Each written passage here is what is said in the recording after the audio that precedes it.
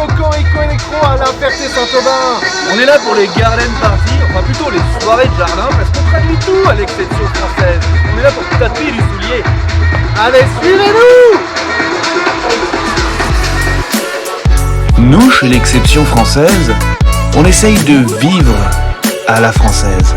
Je savais que le Cocorico Electro, un festival non loin de chez nous d'ailleurs, allait totalement correspondre à notre esprit d'exception française. Et notre mission, c'est de mettre en lumière ces choses exceptionnelles faites en France. On va voir si cet événement est validé par l'exception française. Alors déjà, quelques indices. On est devant un superbe château, on boit les coups avec les copains dans un cadre exceptionnel. Et j'ai quelques chiffres clés sur cet événement. Vous savez quoi? J'y étais il y a 3 ans, et il y a 3 ans c'était un plus gros événement avec une plus grosse scène. C'était il y a 2 ans que t'es y allé, BG.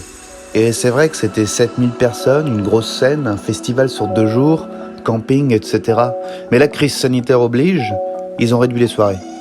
Mais sur plus longtemps du coup, 4 jours. Mais là, les garden parties, les soirées de jardin, ils ont fait ça bien.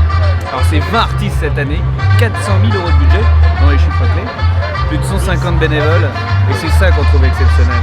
Allez, suivez-moi, je vous montre un petit peu.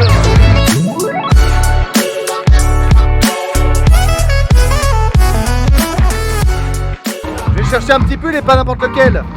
Celui de l'exception française. Allez, suivez-moi. Je suis plus à l'aise désormais. Allons-y.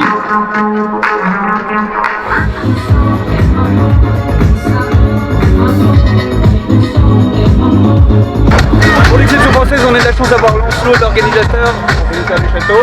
Et Lancelot, pourquoi c'est un événement d'exception française? En quoi c'est exceptionnel d'être ici? C'est un alliage en fait entre la musique électro, l'architecture classique, et curieusement les gens peuvent trouver que c'est un peu antinomique, et en fait moi je trouve que ça marche super bien ensemble. Quand t'as le rythme des jeux de lumière avec un peu de pyrotechnie, avec le rythme électro, et en plus souvent on oublie que c'est des grandes baraques qui étaient conçues pour faire la fête autrefois, donc on perpétue cette tradition, on va dire un peu de manière différente, forcément on adapte, mais voilà, c'est un bel endroit, et où je trouve que t'as des émotions qui ressortent avec la musique. Quand t'as le cadre qui va avec, plutôt que quand t'es dans un champ, il y a un peu plus d'émotion.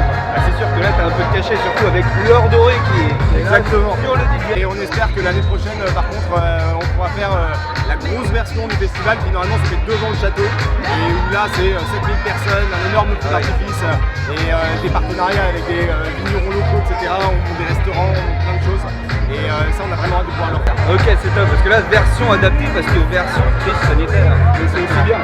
Merci à toi Lancelot. Et pourvu que ça dure. Bonne soirée et puis bon cocorico.